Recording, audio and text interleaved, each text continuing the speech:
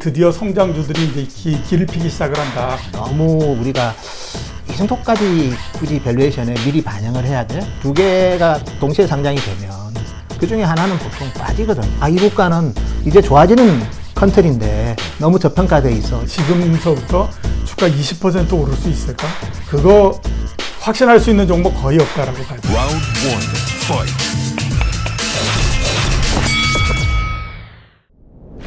안녕하세요. 박종훈의 경제한방입니다.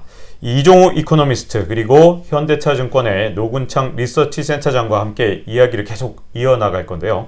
자, 지수가 얼마나 올라가느냐는 이제 중요한 시장이 아닌 것 같습니다. 왜냐하면 이게 계속 순환매를 하면서 어느 종목에 투자하느냐가 지금 현재 굉장히 중요한 시기가 됐기 때문에 과연 구체적으로 어떤 섹터를 봐야 되고 어떤 분야를 봐야 되는지 두 분을 모시고 한번 들어보겠습니다. 지난 6월 들어서 특이한 현상 중에 하나가 성장주 시대는 끝나고 막 횡보를 하는 줄 알았는데 미국도 그렇고 한국도 그렇고 다시 성장주의 시대가 왔단 말입니다.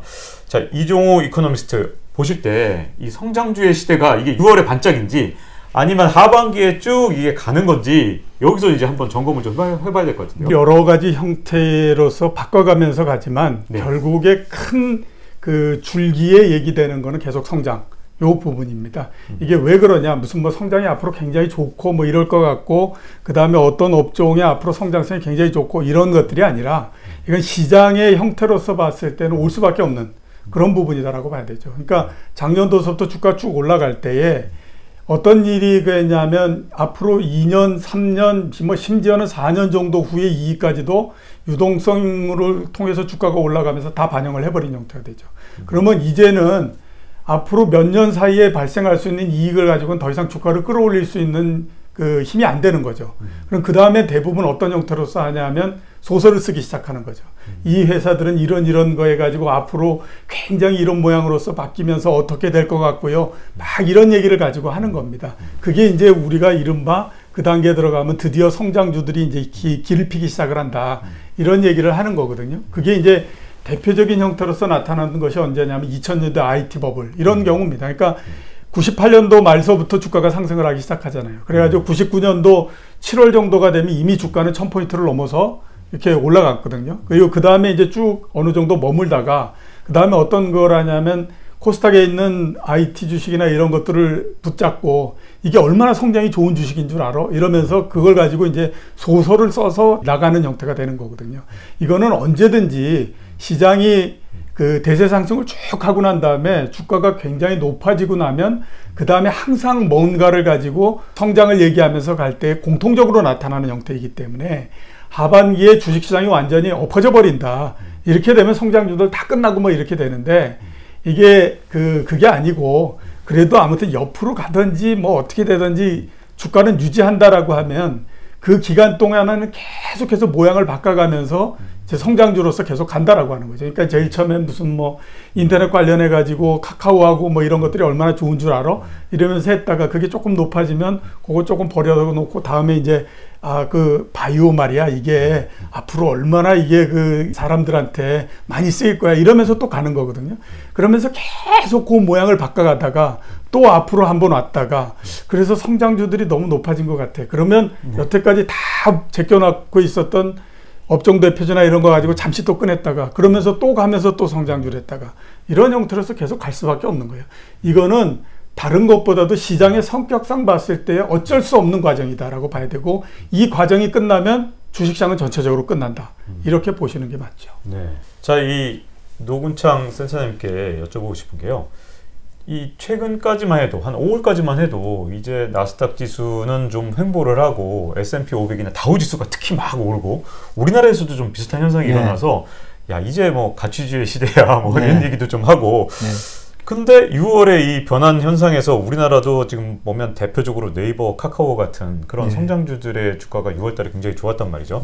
자, 그러면 이런 지금까지 뜨겁고 핫한 종목들, 이 종목들이 계속 갈 건지 7월부터 관심이 있을 것 같은데요. 센터장님은 어떻게 보세요? 사실 뭐 카카오 같은 경우에는 저희가 보더라도 플랫폼 기업으로서 카카오의 가치를 많이 높게 평가는 합니다. 근데 또 기업 가치 대비 또 많이 또 오른 측면도 좀 있는 것 같고요. 특히 주가 오를 때 보면 뭐 카카오뱅크, 카카오페이 상장하는 그런 기대감인데 보통 이제 그런 자회사들이 상장되면 또 우리나라는 또 이게 모회사와 자회사가 동시에 상장돼 있잖아요. 네. 그러면 자회사를 사지 모회사는 파는 경우도 많습니다. 그래서 카카오는 이제 그런 측면도 있는데 이제 그런 거를 지적하면 아니야. 내년에는 카카오 엔터가 네. 나스닥에 상장할 거야. 네. 또 있어. 그리고 내년에는 카카오 모빌리티가 있어. 근데 제가 봐도 우리 지적하신 것처럼 저도 이제 에너트를 지금도 하고 있고 뭐 관리도 하지만 가게도 그렇고 저도 그렇고 이제 에너트 할 때 보통 이제 목표 주가를 바꿀 때요.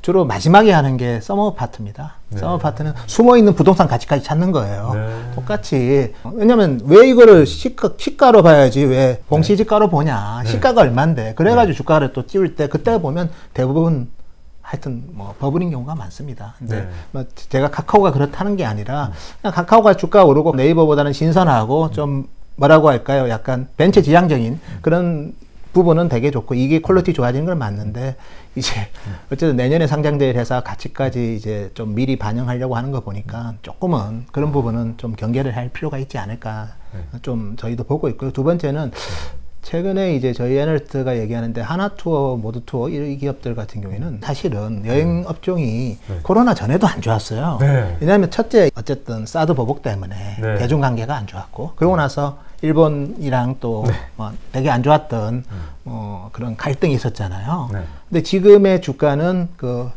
사드 보복 전 주가예요. 네, 그렇죠. 그러니까 어떻게 보면 이게 그 전에 있었던 이슈까지 다 덮어버릴 정도로 주가가 좀 높다는 거죠. 그래서 저희가 봤을 때는 참 저도 뭐 하반기랑 뭐 이런 기업들의 주가 흐름을 놓고 본다면 안 그런 기업들도 많이 있긴 합니다. 그런데 최근에 이제 하두가 되는 기업들은 너무 우리가 이 정도까지 굳이 밸류에이션에 미리 반영을 해야 돼? 그리고 카카오 같은 경우에는 어쨌든 아무리 밸류에이션도 좋지만 두 개가 동시에 상장이 되면 그 중에 하나는 보통 빠지거든요. 네.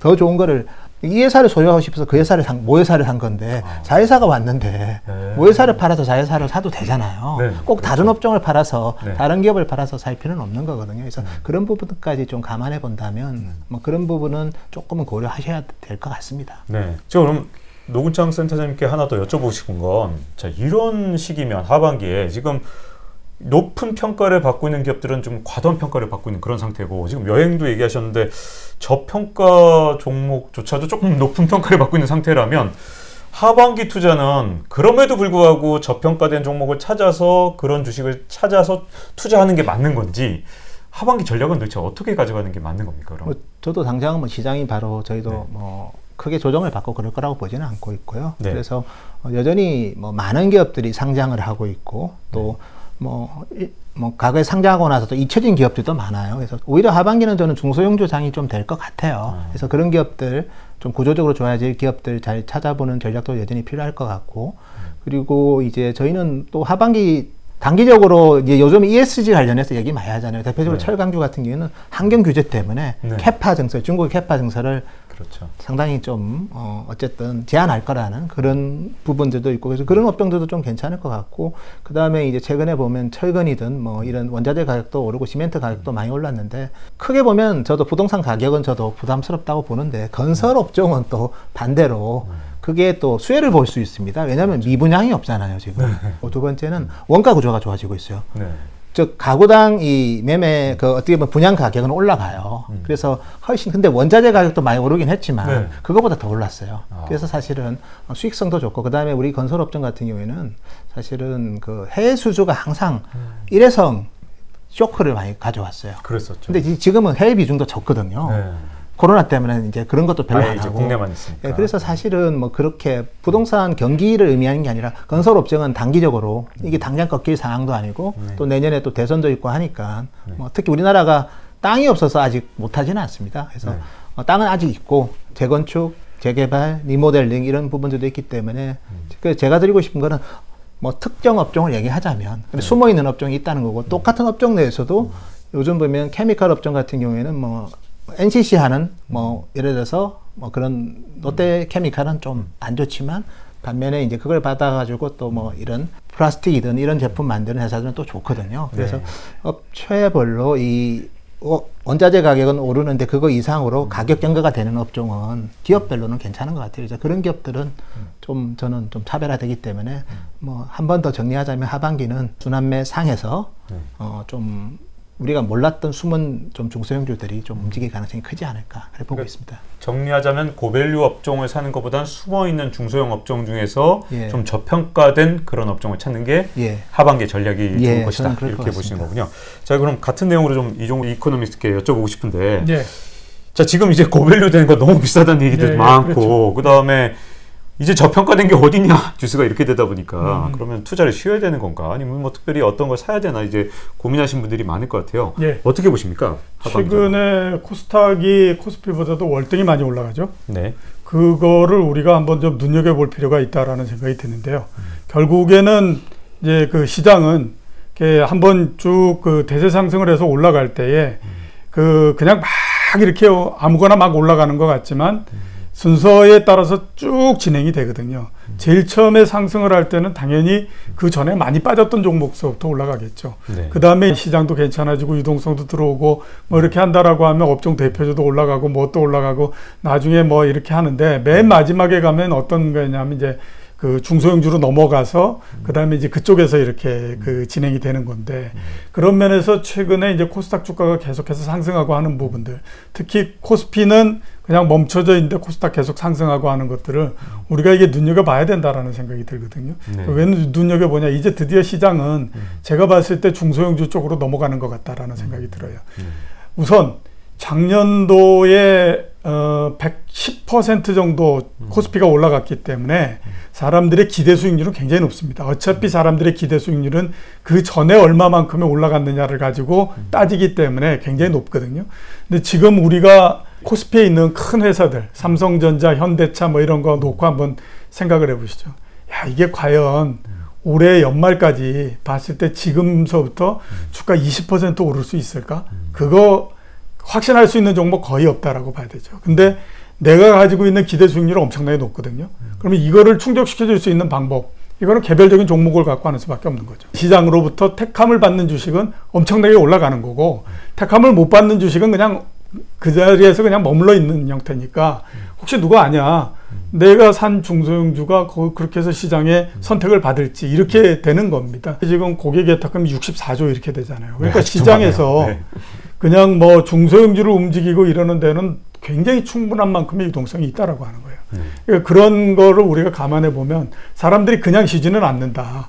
이제 중소형주를 가지고 계속 거기에서 매매를 하기 때문에 일단 뭐 그런 면에서 봤을 때에는 이제 저평가돼 있고 뭐 이런 주식들은 중소형주에서 찾아야지 우리가 잘하는 이런 주식들에서는 찾을 수가 없는 거죠. 아주 잘하는 주식들, 예를 들어서 삼성전자도 그렇고 현대차도 그렇고 속속들이는 모른다고 하더라도 사람들이 알긴 알죠. 저 회사는 뭘 하는 회사야. 현대차, 자동차 만드는 회사고 우리나라에서 자동차 제일 많이 만들고 이런 거 알잖아요. 그럼 그만큼 기업 내용의 50% 이상은 안다라고 하는 겁니다. 안다라고 하는 건 신비감이 없다라는 얘기가 되거든요. 중소형주 같은 건 모르기 때문에 신비감이 있기 때문에 뭐든지 얘기거리를 만들어낼 수 있잖아요. 그런 면에서 계속해서 중소형주 이런 쪽이 괜찮을 수 있다라고 봐야 되는 거죠. 네, 두 분 다 어떻게 보면 하반기 투자 전략이 좀 유사한 것 같은데요. 올해 초에 삼성전자 사신 분들 보니까 뭐 거의 28조 원 우선주가 잡히니까. 그리고 카카오나 이런 데도 개인 투자자들이 지금도 계속 들어오는 것 같은데요. 삼성전자나 카카오를 지금 현재 갖고 계시고 대형 성장주에 투자하신 분들, 이런 분들은 어떻게 전략을 가져가야 될까요, 하반기에? 저희가 봤을 때는 삼성전자는 연초에 고점 찍고 많이 지금 조정받고 있기 때문에 좀 긴 스탠스로 그렇다고 길다고 해서 제가 몇 년에 보라는 의미는 아니고요. 네. 내년 하반기에는 또 기회 이론들이 많기 때문에 오히려 좀 어쨌든 내년 상반기까지 잘 사는 전략이 좀 필요할 것 같고요. 근데 카카오 같은 경우에는 주가가 많이 올랐기 때문에 여기서는 뭐 어쨌든 저희가 봤을 때는 그런 또 이벤트로 뭐 기업 가치는 좋은 거 맞고 성장성 맞는데 밸류에이션도 상당 부분 그걸 많이 흡수하고 있기 때문에 오히려 뭐 꼭 제가 직접적으로 얘기는 안 하더라도 뭐 삼성전자 예를 보시면 너무 빨리 반영을 하면 그만큼 또 시간이 더 필요합니다. 본인이 원하는 그 목표 수익률을 가려면. 그래서 그런 차원에서 좀 종목별로 분명히 두 회사의 주가 퍼포먼스가 단기적으로는 상당히 다르기 때문에 좀 다르게 접근하는 게 맞을 것 같습니다. 일괄적으로 접근할 수는 없는 거고요. 기업별로 봤을 때 미리 반영을 많이 했거나 아니면 지금 많이 반영하고 있거나 미리 반영해서 조정받는다면 오히려 뭐 좀 여유 자금 있을 때 잘 사는 전략도 괜찮을 것 같고요. 내년 1분기 되면 삼성전자는 아마 디램 가격이 좀 빠질 거예요. 네. 오히려 빠질 때 사면 그 순간은 바로 주가는 안 가겠지만 네. 그래도 최소한 이미 이게 오랫동안 이제 주가가 안 간 상태에서 디램 가격이 하락설 하면서 빠지면 네. 그때부터 다운사이드는 별로 안 커요. 그리고 북밸류에서 나는 사서 기다리겠다는 그런 좀, 왜냐면 그렇게 투자하면 삼성전자는 지금까지 다 성공했거든요. 네. 그래서 그런 이제 성공의 기업들이 있고, 카카오 같은 경우에는 이제 새로운 길을 가는 주가인데 약간은 이제 자회사들이 또 어떻게 보면 밸류에이션 되는 그런 이중 밸류에이션, 뭐 더블 카운팅, 뭐 그런 이슈도 일부 있을 수도 있습니다. 자회사 평가에다가 그냥 모회사 평가까지 더해진 거군요. 예, 그래서 이럴 때는 조금 그런 부분까지 좀 서로 좀 상이하게 보는 저는 접근이 필요할 것 같습니다. 종목 투자에서 이제 최근 들어서 보니까 실패하신 분들 비율이 더 많더라고요. 주가가 오를 때도 불구하고. 근데 그러다 보니까 이제 ETF에 관심을 가지신 분들이 굉장히 많은데, 또 ETF에 또 막상 투자하려고 그러니까 예전에는 그냥 지수 ETF 중심이었기 때문에 고민이 없어도 되는데, 언젠가부터 뭐 캐시 우드 같은 미국의 스타들이 나타나면서 ETF에도 막 자율적으로 투자하고 막 이런 액티브 ETF라고 하죠. 그런 ETF들이 굉장히 많이 등장하니까 그럼 지수 따라가는 걸 가야 돼? 저런 스타들을 따라가야 돼? ETF도 이제 그냥 ETF가 아니라 막 고민할 부분들이 굉장히 많이 생긴 것 같아요. 예. 자, 이종우 이코노미스트가 보실 때 지수 ETF나 아니면 이렇게 스타가 직접 운용을 하는 이런 ETF 어느 쪽으로 가야 된다고 보십니까? 글쎄, 액티브 ETF라고 만들어 놓은 그거에서 보다 더 그 수익이 많이 나게 하는 ETF 이렇게 해서 이제 투자하는 게 낫지 않느냐 이런 얘기도 이제 굉장히 많이 하거든요. 자, 우리 한번 생각을 해보죠. 작년도서부터 뭐 올해 초 길면은 지금까지도 아주 뚜렷한 그 트렌드가 뭐냐면, 투신사에 있는 주식형 펀드를 환매해 가지고 그 돈을 빼서 내가 직접 투자하고 이러는 것이 거의 굳어지어 있는 형태의 구조적인 형태지 않습니까? 그럼 왜 그렇게 할까라고 따져보면요, 그 회사를 믿지 못하기 때문에 그렇습니다. 굉장히 오랜 시간 동안에 걸쳐서 봤더니, 아니 실력도 별로 없는 것 같고 그 다음에 수익도 별로 내지 못하는 것 같은데, 근데 내가 왜 저런 회사에다가 돈을 맡겨놓으면서 수수료까지 물어가면서 이렇게 해야 되느냐라고 이제 사람들이 생각을 하게 된 거죠. 그렇게 되다 보니까 작년도서부터 계속 그러면 그거 환매해가지고 내가 직접 하고 말지 뭐 이런 형태가 된 거거든요. 자, 똑같이 한번 생각해 보죠. 그걸 ETF에다가 그대로 대입시켜서 생각해 보면, 아니 펀드 잘못했던 사람이 ETF는 그럼 잘하겠냐? 이렇게 이제 될 수밖에 없잖아요. 그러니까 최근까지 미국에서도 그 캐시우드 비롯해가지고 이렇게 했던 거는 주가가 굉장히 올라갈 때에 그때 이제 그런 전략을 써서 성공을 했던 거거든요. 근데 그거는 거꾸로 한번 시장이 가기 시작하면 그렇게 1등을 해서 올라갔던 것만큼 1등을 해서 떨어지는 형태가 돼버리죠. 그러니까 굉장히 위험한 형태가 되는 겁니다. 특히 올해의 그 하반기까지 주식시장이 이게 쭉 뭐 빠른 속도로서 올라간다라고 하면 그 전략이 맞겠지만, 그게 아니고 거의 이렇게 상반기처럼 크게 움직이지 못하는 형태가 된다라고 하면, 이게 섣불리 액티브하게 해가지고 더 수익을 내겠다라고 하다가 오히려 훨씬 더 수익이 마이너스가 돼버리는 경우도 굉장히 많이 발생을 했잖아요, 상반기에. 그러니까 그렇게 하지 말고 ETF를 할 거면 원래 ETF의 교과서에 맞는 형태로서 그냥 그렇게 투자를 하라고 하는 거죠. 그래야 그게 작으나마 거기에서 이익이 난다고 하더라도 그게 보다 더 안전한 형태가 되는 거지, 섣불리 선무당이 사람 잡는다고 뭐 하다가 그냥 돌이킬 수 없을 정도로 엄청나게 잘못돼 버릴 수 있으니까 그렇게 하는 거는 제가 봤을 땐 좋은 전략이 아니다. 이 생각이 좀 듭니다. 자, 그 노근창 센터장님 보시기 때 이제 개별 주식 투자, 그 다음에 지수 ETF, 액티브 ETF 이런 식으로 투자의 이 선택지가 워낙 많아지니까 많은 분들이 혼란스러워하는 것 같아요. 어떤 투자 방식을 제일 권하십니까? 전업 투자자들도 있을 거고 그냥 재테크로 하시는 분도 있을 건데, 뭐 결국 작년 같은 경우에는 어떤 종목을 사도 어떻게 보면 쉽게 날 수 있었기 때문에 개인이 직접 하는 것도 나쁘지 않은 장이었다면, 올해 이미 경험했지 않습니까? 뭐 아무리 시장은 뭐 움직였다는데 다 돈 벌었다는데 주변 분들 자칫 뜯어보면 본 사람이 없거든요. 상반기는 좀 많이 힘드실 것 그래서 같아요. 사실은 지금은 뭐 특히 업종 간의 순환매도 되게 빠른 상황이고, 그런 차원에서 본다면 오히려 한다면 패시브가 조금은 단기적으로 지수를 따라가는. 그렇지만 이제 정말 유망한 액티브 ETF, 정말 이 산업은 성장할 건데 아직 그건 뭐 시장이 그 가치를 모르고 있어. 그런 쪽은 괜찮겠죠. 예를 들어서 꼭 한국에 있는 ETF뿐만 아니라 해외 상장돼 있는 아니면 국가 중에서 이 국가는 이제 좋아지는 컨트리인데 너무 저평가돼 있어. 이런 ETF는 컨트리 ETF 같은 거. 어떤 나라를 특히 권하십니까? 그것도 궁금해지는데요. 뭐 이제 올해 하반기부터는 뭐 유럽 같은 경우에도 이제 서비스 업종도 좀 좋아질 수도 있는 거고. 네. 그래서 사실 올해 보면 베트남 ETF 되게 좋았거든요. 네. 그래서 국가별 ETF거나 아니면 액티프를 고를 것 같으면 정말 뭐 아직 제가 예를 들면 메타버스든 뭐 특정한 산업 중에서 아직 시장이 잘 모르는 산업. 근데 예를 들어서 우리가 다 아는 전기차다, 뭐 반도체다. 네. 뭐 제가 봤을 때는 이 상황에서 그렇게 큰 성과가 날까 ETF 투자를 통해서 이제 그런 관점에서 본다면 오히려 지금은 뭐 시장이든 아니면 특정 국가 ETF 같은 거에 지금은 좀 더 효율적이지 않을까 그래 보고 있습니다. 자, 오늘 이렇게 시장에 대해서 해안을 갖고 있는 이 노근창 현대차증권 센터장 그리고 이종우 이코노미스트 이 두 분의 말씀을 들어보니까요, 아마 하반기 전략을 세우는데 많은 투자자들이 큰 도움이 되지 않았을까 싶고요. 자, 잊지 말고 좋아요와 구독 꼭 눌러주시고요. 저희 이제 이걸로 마치도록 하겠고 다음 시간에 뵙도록 하겠습니다. 고맙습니다. Round 1, fight.